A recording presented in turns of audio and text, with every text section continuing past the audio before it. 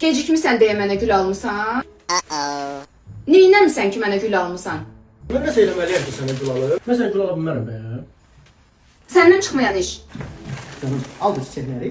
Gedək, restoran bağlatdırmışam sənin üçün. Restoran nədir? Bu saatda Sürpriz. restoran olar. Niyə olmur? Nə işin var sənin? Gedək ha. Bilirsən nə qədər işin var? Nə Bilirsən işin? nə qədər paltar var yuyulmalı? Çıxart at. Sonra da deyir nə işin var? Bütün kişilər kimi.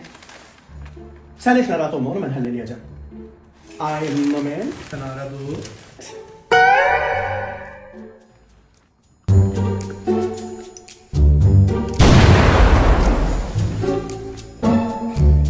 Bu nə vəziyyətdir? Nə gündəsən Zal? Zato hazırdır. Nə hazırdır? Sən canını qurtardın da. Nədən? Bax, biri yuyacaq, biri tərəvətləndirəcək, biri yumşaldacaq, biri də paltaryanı qoruyacaq. Demədin paltarları yumaq üçün. Nə gündədir? Mənim üçün necə iş açılır? Bir dəqiqə gözlərsən.